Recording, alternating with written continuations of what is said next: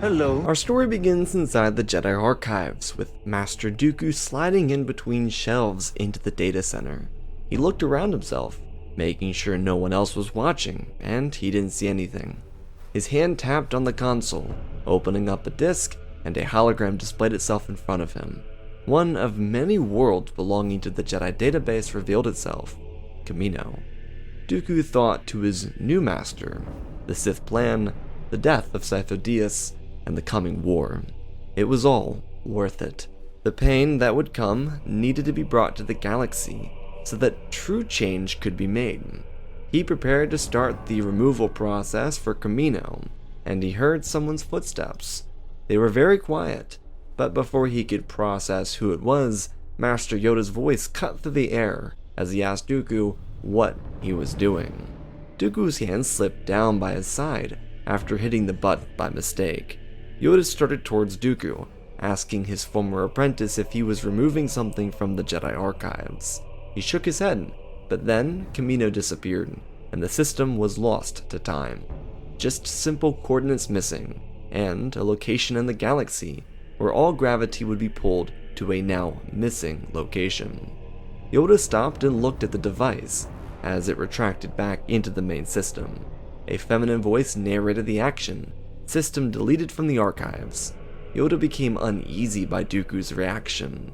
Not only did he try and mislead his former instructor, but he seemed on edge. The Grand Master kept his eyes on Dooku, demanding an answer. He shook his head, not knowing where to take this conversation. Was there anything he should be saying? Dooku thought, and the answer was no. The deed had been done. The path towards the Sith was completed in just a way, and he needed to get himself out of this situation. Yoda did not give him that chance, using the Force to pull the drive out of the console and into his own hands.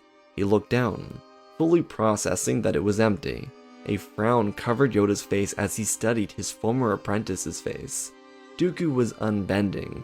He didn't hesitate or shy away from this. His master told him to give him the answer now.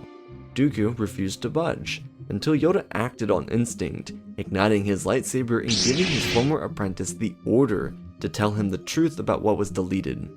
The traitorous Jedi, shocked by Yoda's move, asked his former instructor if he was actually going to kill him. Pulling a lightsaber was proof that he was willing to make the final blow, the kill to end his life. Was he really considering that? Yoda wrapped his hands around the saber tighter and confirmed his direction. He told Dooku that he'd been moping around the temple, pretending he had a chip on his shoulder and getting away with too much for too long. He had personally given Dooku the benefit of the doubt too many times that it ended here. The Grand Master gave Dooku one final chance to tell him the truth about the drive, and to not shy away from any details. Dooku pressed his hand to his chin and looked at the wall of data beside him. He explained that he was desperate to find answers about Sifo-Dyas. Yoda chirped back. How did that relate to deleting information from the archives? Dooku explained that the system on there had nothing to do with the Jedi Master. They had seen him, but they didn't have any leads on him. Yoda then demanded to know the name of the system, and Dooku tried to squeak by without addressing the concern, but Yoda was unyielding. He wanted answers now. Dooku pressed his hand against the wall and told Yoda that it was a system just beyond the Rishi maze called Boravio. This would not give him any real answers because that's why he deleted it. Dooku internally knew that this was a location too close to Kamino, but it would buy him time to escape and return to his master. Yoda tapped a beacon on his belt, and 4 temple guards appeared almost instantly. Dooku was being apprehended temporarily, until this information could be proved correct or not. Tyrannus told Yoda that he was an old fool, and Yoda somberly agreed, but not because of himself, rather because of his failure to coach Dooku to reject his narcissism. The apprentice gritted his teeth and felt hands tug on his back. He was perplexed, confused even. This was an egregious act. He went quietly though, knowing that the Jedi would give up after finding nothing on Boravio. There shouldn't be any contacts or relations to the Kaminoan facilities there. As Yoda brought this matter to the High Council, which included dispatching Yariel Poof and Eth Koth to Boravio to investigate, Qui-Gon returned from Tatooine. The Jedi Master brought troubling news back to the Council about the return of the Sith. Having just been reminded of the death of Sifo-Dyas, which happened within the past year, Yoda and the counselors were more wary of Qui-Gon's imaginative recollection. He believed he fought a Sith. Was it possible for them to have returned? Ki-Adi-Mundi seemed to think it wasn't plausible. But there was something that became a topic of interest for Yoda. Qui-Gon was completely unaware of the situation inside the archives earlier in the afternoon, and Master Jin also expressed his eagerness to train Anakin Skywalker, the former slave from Tatooine. There was a scenario where the Sith could have returned, and Qui-Gon was right. So rather than trying to bicker with Qui-Gon, who might respect the authority of the Council but would go around them to do what he believed was necessary, Yoda, in front of everyone, made a deal.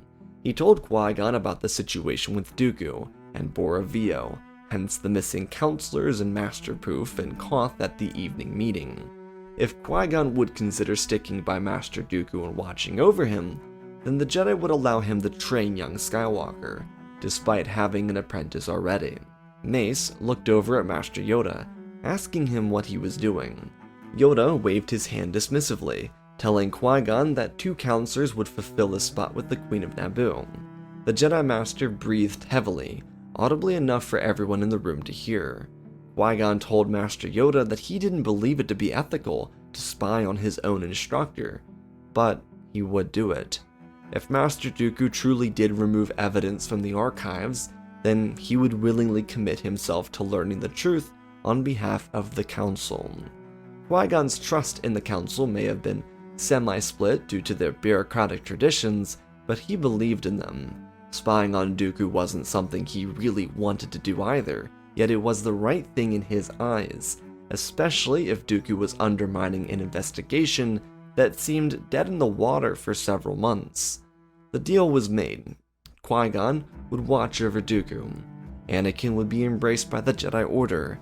Obi-Wan was set to accompany Depa Billaba and even Peel on a protection of Queen Amidala, and the rest of the Council would await word from Yariel and Eth. Well, that word might not be coming back to them immediately, but there was something else more important to be discovered. The facility at Boravio had only recently been abandoned, so there were supplies that still needed to be transferred from the old facility to the new one at Tipoca City. Dooku only listed off Boravio to begin with because it was in the area of the system he deleted, and Boravio also wasn't inside the Jedi archives, and also, as far as he was aware, not connected back to Tipoca City. He had no clue that Chief Medical Scientist Nala Se was still using a small section of the facility for experiments that had ended poorly. It was much easier to drop off deadly mutant creations into the gas giant than wonder if it could swim and then climb into Tipoca City. The Jedi didn't find the medical supplies left behind. They investigated the facility and then heard the engines of a vessel landing nearby. Yariel and Eth found Nala Se's team and quickly spoke to them. The Kaminoans were shocked that the Jedi had come to them so soon after putting in the order for the clone army. This of course confused the 2 of them, and thus led them from Boravio to Kamino, where they would continue the next leg of their investigation. As the Jedi were making headway with one of their critical mysteries, another one was slowly tightening around Qui-Gon. The High Council let Dooku off the hook, again, just as he knew would happen. Tyrannus believed that Yoda would realize he had been too cruel and release Dooku for having been too harsh in his punishment. Qui-Gon was sent to lessen the blow, which Dooku easily overlooked because he believed that Yoda was simply too ashamed to face him himself. Qui-Gon may have disagreed with the arrangement that allowed him to train the Chosen One, but he showed absolutely no signs of struggle with it. He acted as himself, told Dooku about the encounter on Tatooine, and his master quickly jumped at the idea. They needed to leave the Jedi Temple. Dooku wouldn't just direct Qui-Gon to Palpatine's lair on the other side of the city. Instead, they left Coruscant for Sereno. Anakin would be left under the protection of the Council and Jedi instructors. He'd be fine, That's all Qui-Gon needed to know or care about. On the other hand, following Palpatine's rise to the role of Chancellor, Padme Amidala decided on a swift return to Naboo to stop the Trade Federation. It resulted in Obi-Wan Kenobi leading two counselors to the Theed Palace hangar bay, where they would immediately confront Darth Maul. Obi-Wan was only really a middleman here. This, in Qui-Gon's mind, was Obi-Wan's mission to prove that he was capable of being a Jedi Knight, more or less his final test. Depa Billaba and Even Peel saw the saber-staffed individual and readied their own weapons. Obi-Wan did too, but instead, they told the Jedi Padawan to handle the throne room attack, so they could apprehend Nute Gunray and end this conflict. He listened without challenging their orders, leading the Royal Guard and the Queen herself into battle with a handful of destroyer droids before pressing into the corridors. With Obi-Wan by their side, none of the B-1 battle droids were a problem for them. The hangar bay fight, on the other hand, was not aggressive. Depa, while being Mace Windu's student, knew aggressive forms well, but utilized Form 3 for defense. Even Peel, like Yoda and Yaddle, used an aggressive version of Form 4, but he reeled it in. The counselors recognized that their opponent was far younger than they were. It wouldn't be right to outright kill someone who unfortunately ended up in the grips of the Sith. Maul also knew how important this moment was for himself. If he could kill two counselors and capture or kill the Padawan, then his master would value him so much more. Plagueis was dead now, and Palpatine would need proof that his trust in Maul was rightly placed. Their lightsabers clashed away, Depa using Form 3 to draw Maul away from the reactor room. The two of them may have been a weird pairing, but their goal was clear: keep Maul in a small space, confine him so he can't utilize his acrobatic skill set, and force him to surrender. Their lightsabers bashed away, Even Peel using his smaller size and frame to keep his opponent on his back foot. It worked nearly to perfection. The Sith apprentice had trained his entire life for a battle like this, but matching the speed and aggressiveness of Master Even Peel with the perfectly trained defensive counters from Master Billaba were simply too much for him. He overpowered both of his opponents off of sheer strength, and the Jedi exploited him for it. Maul's attacks were entirely based off of his raw talent and physical dominance. Mastery, training, and patience, on the other hand, assisted the Jedi. Neither of them played into his attacking style. They kept him cut off from sneaking away, all of which forcing him to wear himself out throughout the following several minutes of battle. He struggled to keep them away from him. Maul was under the belief that the Jedi would go for the final kill, and that only played into their favor more. They rightly assumed that Maul would act like a rabid animal once they caged him. He'd fight, claw, bite, and do anything he could within his power to break free from their containment. It only hurt his own efforts to find freedom. He wore down, and the mixed attack from high and low, fast and slow, only pinned him into a surrendering defeat. Maul feared for his life with Sidious more than he ever did with the Jedi and what they might do to him. He started planning his escape and how he might break free on Coruscant, but right now, he eyed the individuals that conquered him. Thanks to Obi-Wan's involvement in the throne room, Gunray would be a confirmed death. It wasn't intentional, but he fired a blaster at Queen Amidala, hoping to injure her. Kenobi didn't allow the blaster bolt to get anywhere close to her, as he weaved his saber between himself and the Queen, blocking the blast back in the Gunray's chest. It killed him immediately. Those inside the flagship believed that Obi-Wan intentionally killed Gunray, so they surrendered, fearing a potential death penalty when the Republic eventually won. That wouldn't happen, and the actual truth about Gunray's death would come out, forcing them to all see the fools that they really were. From Kamino, new information would be revealed about Tyrannus and Sifo-Dyas. The scientists didn't know about the late Jedi Master's death, and sent their condolences to the counselors. Yariel and Eth were even more confused about this, though. Why would Sifo-Dyas trust an unknown figure with some random banking group to invest in the clone army? The problem is, the Jedi couldn't figure out the truth. The Kaminoans didn't know where the money was coming from. It was all basically billed to the Galactic Republic. Tyrannus, though, was simply a middleman in their eyes, someone that either worked for the Republic, with Sifo-Dyas as another Jedi, or perhaps a con man. The Kaminoans only knew that they were going to make a lot of credits off of this army, and they agreed to create it for that purpose. There were some other extra details they included, such as the hunt for the genetic donor from Tyrannus and the inclusion of executive commands for the clone army following Sifo-Dyas' last interaction with them. All of this information would return to Coruscant the same day that Maul did. The Chancellor did not meet or learn about Maul. Sidious obviously knew, but Palpatine played dumb because the Jedi didn't tell him.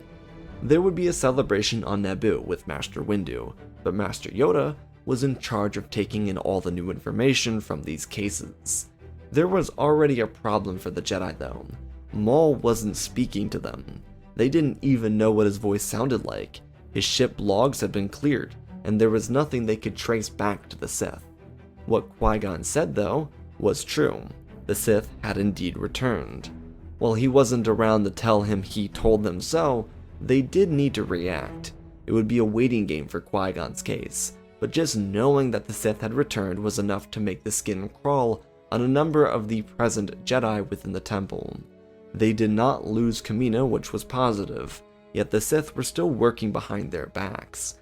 Maul was out of the way though. The Council didn't have any other directions to go, mostly because the Sith didn't have any other moves that the Jedi could follow.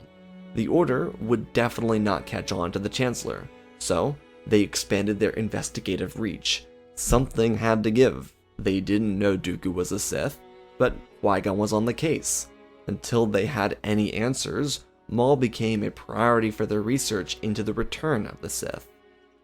At this crucial juncture, Sidious started to regret killing off Plagueis the Wise. Not in the fact that he needed his master to dig him out of a hole, that's what he told himself at least, but because he needed another Sith working in his corner. Maul's battle on Naboo was meant to be a turning point, a successful Sith attack with no one watching, so he could rise to a powerful assassin role beside Sidious, one that would continuously kill Jedi as the Sith Lord needed. However, just because Maul failed didn't mean Tyrannus was off the hook. His failure to stop the Jedi from finding Kamino was already a problem. Instead of a full-blown clone war, the Sith Lord was pivoting hard into a different direction. No longer could they just prop up a war without a clone army. He needed to efficiently take control over a political atmosphere and turn it on its head. Palpatine slowly became obsessed with a culture war idea. How he could accomplish that continued to evade him, but it was the next best step. He could, yes, turn droid armies against one another, but people needed to be turned. If he could turn the non-elites against each other by forcing the commoners to believe that their scraps were being stolen by lesser systems, then he could grab more power for himself. A culture war wouldn't be the end-all be-all though. He needed more assurance than just bickering commoners. That's where Qui-Gon came in. Sidious needed Tyrannus to prove his loyalties, and he would do that by sacrificing the one person he loved most in the galaxy. Dooku saw Jin like a son in some ways. He loved him and cared about him more than anyone else. If Tyrannus wanted to be a true apprentice, a true voice for change, then he would need to surrender Qui-Gon to Sidious. This was a deal with the devil made by Tyrannus. He believed in the cause. He knew Qui-Gon would understand. Qui-Gon didn't. Master Jin, though, recognized how difficult of a position he was in himself. Yet he went with the flow because in Qui-Gon's eyes, Anakin's future and that of the galaxy depended on it. Qui-Gon made the sacrifice that Dooku put onto him. In a silent trip to the works in the middle of the night, Qui-Gon Jinn would be tormented by Force electricity. He'd be punished for his time as a Jedi, and broken spiritually and emotionally. Dooku felt some shame in doing this to his friend, his apprentice, the closest thing he had to a son. Tyrannus would not bear witness to Qui-Gon's torture. He would just feel it through the Force. Qui-Gon's mission was simple. Without Maul to further his plans, Master Jin would be the ambassador to ruining the public perception of the Jedi Order, a known and well-liked individual within their community that would begin doing atrocities to fuel his own quote-unquote lust for hatred. Sidious also had Tyrannus working outside the box to start fueling a resentment between systems, rather than building a separatist coalition. Palpatine had a new angle, one he adopted following the failures and successes of Naboo. He could maintain his popularity as a populist inside the Senate, but if he could further the distance between himself and his base, then he could both be a hero and an enemy, a representative of the lower class while maintaining his luxury with those who would be seen as enemies to the commoners. A conflict that wouldn't see bloodshed a whole lot, but breed misery and nihilism amongst the masses, while contributing to a hike in malicious actions by a select few, maniacs if you'll call them that. It was a counter to what he already started with Valorum. He just needed to play things right from his own side. For the next few months, there would be little progress. Jedi Knight Obi-Wan Kenobi was working on finding Qui-Gon Jinn, who had gone missing. The High Council was keeping a close eye on the Chosen One, and the investigation into the Sith had run aground. Qui-Gon was an unknown character, someone who could be dead or alive. There were reports of an emerald-wielding Jedi. Palpatine's initial plans had either worked with Qui-Gon or failed. The Jedi Council was torn on Darth Maul too. He was an individual that hadn't spoken since being brought into the temple. Today, that would change, but that also wouldn't change anything in the mystery to discovering more about the Sith. Maul would tell the Jedi about the works, on where to find Palpatine. He was hoping for some sense of personal freedom after months of silence.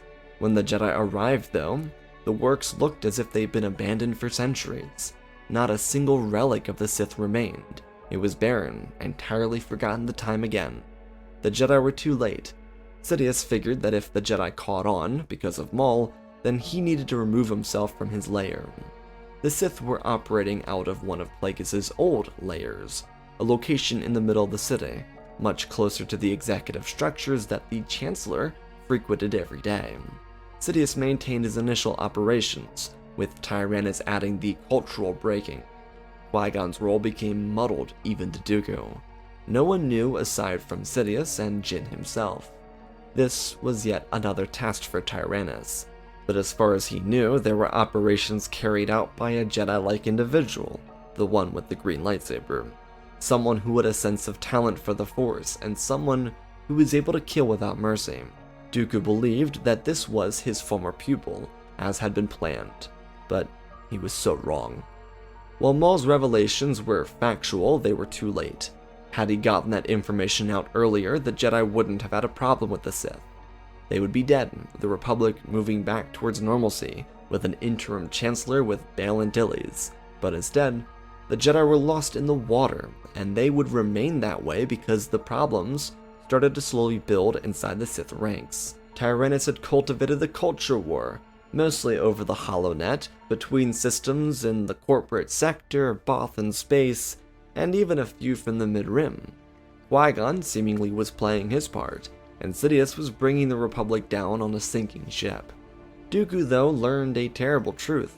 His old friend, the student he trained into a Jedi Knight and befriended for several more decades, was no more. It was a mistimed interaction, one where Sidious was playing the role of the former Jedi, and he accidentally showed his true colors to Dooku. Qui-Gon had been instructed to represent the Jedi in a negative light by openly attacking civilians. When presented with this pathway, the Jedi Master got on his knees and closed his eyes. Sidious pressured Qui-Gon to betray his ethical code, but Master Jin didn't give in, and he paid for it with his life.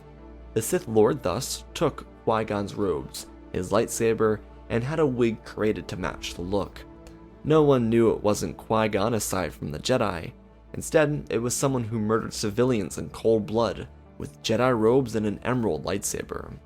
Dooku returned to one of Plagueis' lairs, only to find Palpatine removing his wig, and placing Qui-Gon's saber on a workbench. It sent fury through Dooku's body, and he lunged at his teacher.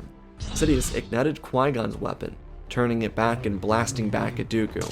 Their weapons collided, slipping the other. Sidious fired electricity at his opponent, who ducked behind the altar. With the Force, Dooku rose to his feet and launched blue fire from that same altar towards his master. Sidious palmed it with ease, ripping his saber across his body, igniting a now crimson weapon.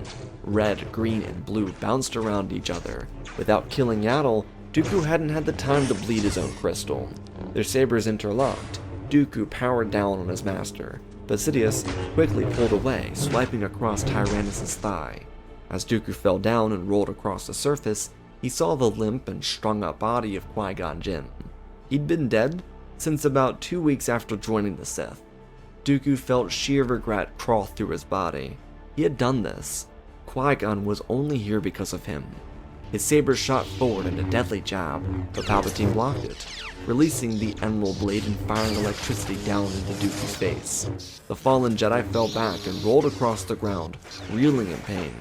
Sidious reminded Dooku that there was no one in this galaxy worth his place. He was the only Sith Lord. Dooku nodded, pulling his weapon out again, and telling Sidious that he'd have the satisfaction of watching it crumble around him. With all of his strength, the walls were pulled apart and towards Sidious. But it was no match. Palpatine's sheer strength in the Force was too much for Dooku. The pieces of the wall, ceiling, and structure were forced away. This was a mere distraction, though. Tyrannus lunged through the air, slicing down from the roof and catching Sidious in surprise. The Sith Lord batted his weapon around his body, parrying where he could before being forced into the wall behind him. Palpatine shoved his saber through Dooku's sternum, and with a pull of the Force, Tyrannus ignited Palpatine's second blade through his hip. The strike was cockeyed. It shot straight up across his body, from his hip to his shoulder. Palpatine choked for a moment, realizing it all was coming to an end. Dooku stepped away, looking at Qui-Gon's dead body for a moment, and telling Sidious that he'd have the satisfaction of never being satisfied. In that moment, with the pull of his own saber, Dooku shoved the blue blade through his own chest and dropped instantly. Sidious reached out to stop Dooku, not to protect him, but so he could have the triumph of victory, the one thing he would never find in his lifetime. Sidious wouldn't die in the moments after Dooku's harakiri. It was a symbolic taking of one's life used by the Jedi at one point, a moment that Sidious recognized as Tyrannus dying as a Jedi rather than a Sith. Palpatine would fight for his life, using the altar that Dooku broke apart during their duel. It wouldn't be in minutes, but in hours, a long, drawn-out death, filled with suffering that did not give him power or strength, but made him weaker in each drawn-out breath. It was the perfect end for a sinister being like Sidious.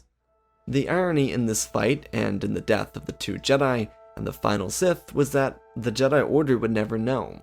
A public investigator would discover Palpatine's death, but by the time they'd be found, there were no connections back to the Jedi Order.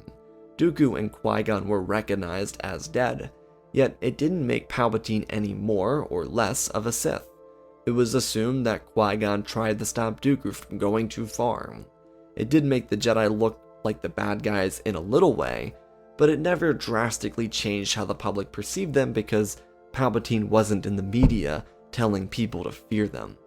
Obi-Wan would of course be heartbroken.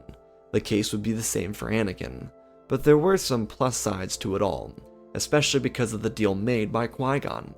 Yoda would help train Anakin. The Council would be by their side. It was a difficult fate to learn of, but in the end, the truth would set them free, especially Anakin.